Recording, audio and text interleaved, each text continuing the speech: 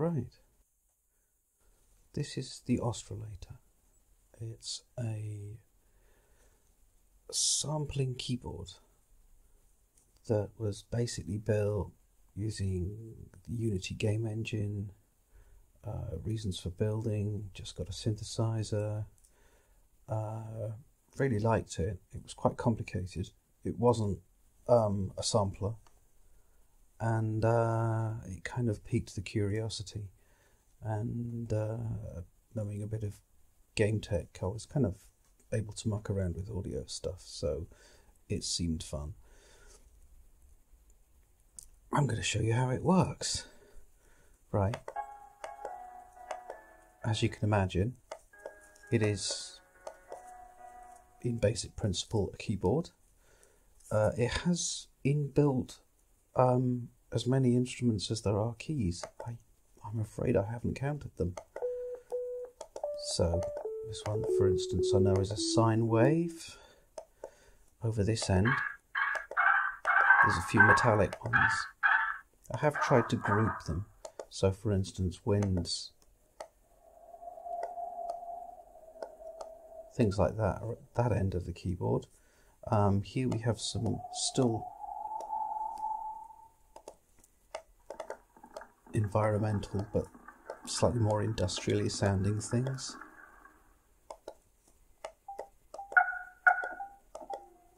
Or indeed computery.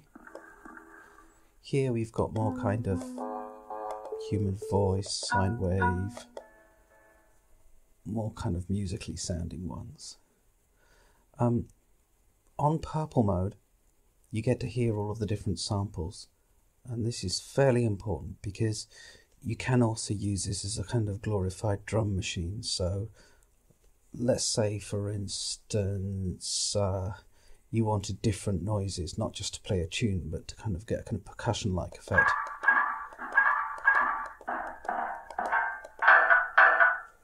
You can do that, and you can load in your own sounds. This is fairly important.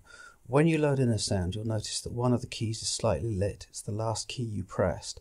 This will be where this noise goes. So if I bring in something really blatant like the cathedral bell,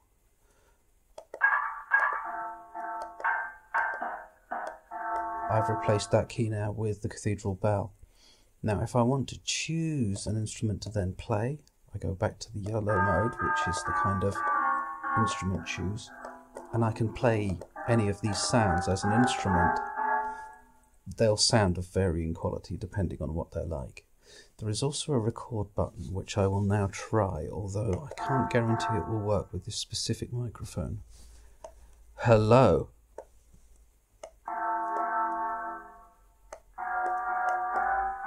Doesn't look like that worked. I'm going to try that again. Hello.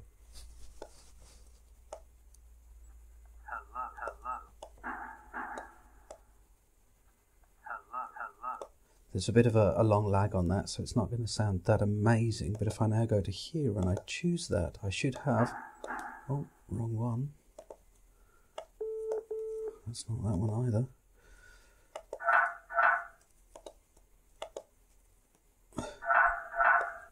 Well, this is exciting live recording.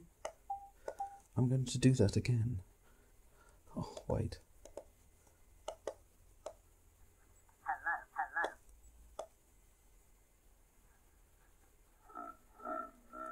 So there you go, we've got these sounds in. Now, once you've chosen your sound, either by that, this thing here, from the kind of defaults, or from these, to set out the way you want. I'm going to do that again, just because it'll be good to have something on here that I know sounds kind of alright. As a note of interest, the noises in this are actually old noises from video games that I built a few years ago, so they're not specifically built for the keyboard, but some of them are actually surprisingly nice. So here we go, that's kind of an alert noise from a video game. Once you've got the noise in, you can start kind of manipulating it and the environment it's in. not that amazingly complex. You're not going to be able to do things like envelopes in here, but you can do stuff like, for instance, add distortion. It also adds volume, so you have to kind of turn it down if you want it to sound kind of same sort of volume, etc. And you've also got chorus, which subtle, but it actually makes noises a lot nicer. And onto the more kind of funky ones. This one here is it's a filter. You can, down here, it's throwing away the higher frequencies, and up here, it's throwing away the lower ones. So hopefully, if I drag it up here enough. This one here affects the range, yeah? So I'll make it middle range. There we go, we can only hear the very highest frequencies now. And just for the fun, I'm going to leave it there. And I'm now going to play with the green one, which is delay. On the left hand side, you go from 0 to kind of full, what do you call it, full ratio replay, if you know what I mean. Up there it probably echoes forever. In the middle it kind of, it sounds kind of quite nice and cliffy. The one on the right hand side controls the frequency with which it happens, yeah. So if I put it down here, we get very fast echoes, and up here it's maximum as a second. But echo isn't the only one here. You've also got reverb, and there are various settings here. They're kind of set up by Unity. They're just the defaults. But my favourite one is called something like Trippy, and it's this last one here. This one's a twiddler. They're all draggy or clicky and stuff like that. And this one is actually draggy, but you can use it like a twiddler, because if you drag on this side, it reverses its direction. And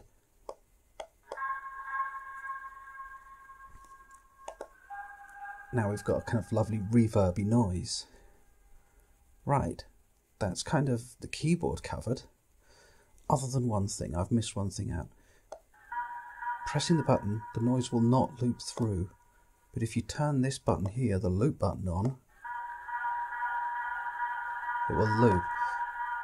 Some noises don't really lend to looping, but some noises do, and that goes for the noises that are in this keyboard as well, by default. But you know, for instance, I think down here we've got this kind of a hum, and I think this one really quite likes looping.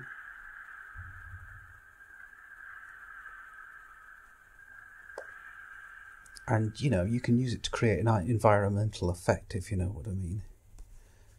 But now we move on to recording. When I click record, notice that glowing yellow button that's always on by default to start with, yeah?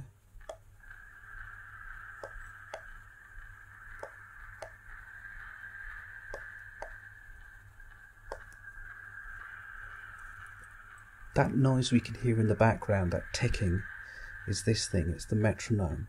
Originally didn't have any metronome, but I actually found it really hard keeping timing to anything, so it's useful.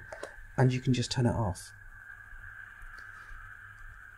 Hopefully by now it's obvious, but there's a kind of there's a loop time, kind of 1 bar of music. What to add to that? When it's playing, and when it's kind of moving from side to side, it doesn't matter if you play over the edge of the loop. So if I hold a note down at the very end of the piece of music, it will cope with that. When it initially starts up, if you stop it, you may not hear it the first time, but after the loop is continued, it's like a kind of, it is a genuine loop, if you know what I mean. It loops. Right, When you stop recording, if you press play, it will play it back. That's fairly obvious. But if you press record after you've pressed play, you can then go in and add more to your recording. So obviously I'm not trying to play a beautiful masterpiece here. I've added the new notes. That was really easy. However, when you stop recording and you press the record button first, you've just wiped your song. It's gone now. So that's how to delete a song, and that's how to go back and edit it. Now, while it's doing its looping stuff, and while you're recording,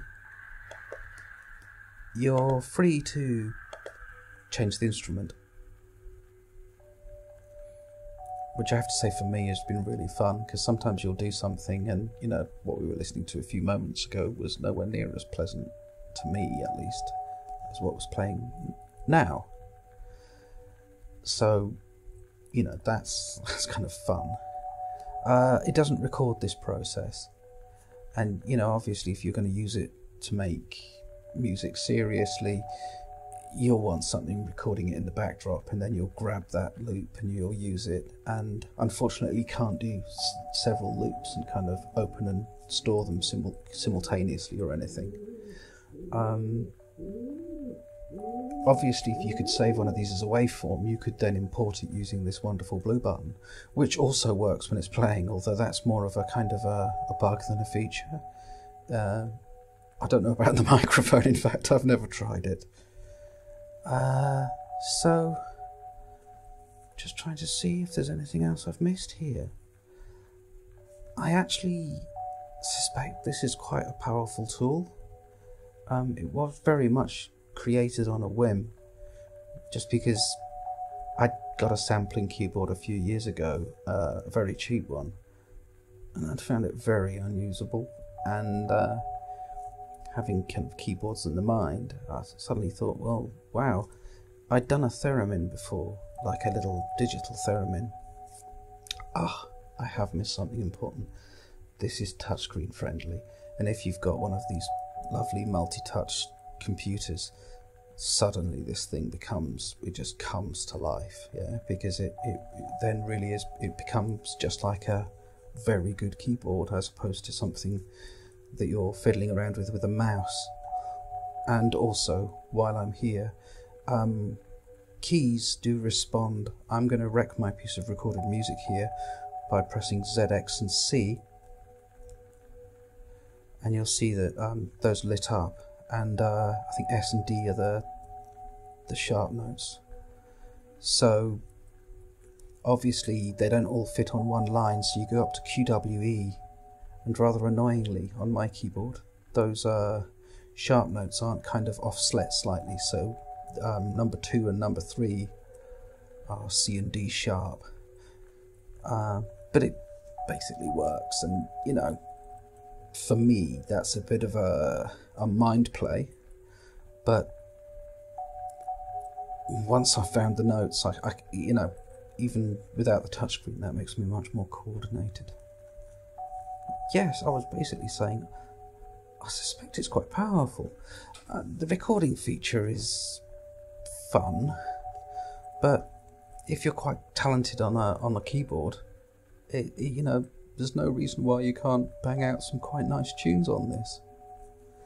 And I've got noises varying from kind of industrial sounds and kind of, dare I say it, EBM, although I'm not a wild fan, and the kind of Vangelis effect. It's really amazingly versatile. It's as versatile as your collection of waves. One more thing. It accepts WAV files. I think it accepts MP3s. I don't think it accepts MP4s. And last night we discovered it can't take a whole song, like 3 minutes of WAV. It's short WAV files, samples, as opposed to whole songs. You know, like I said, one of the things you could definitely do is you could record one of these bars and you could assign it to one of the keys, and then you could actually use it in something like a live environment, because obviously just one loop on one system would be, I suspect, fairly useless in a live environment. I see this as a recording tool. Okay, well, thanks for your time. I thought I'd better introduce the Ostrilator. And, yes, thank you. Goodbye.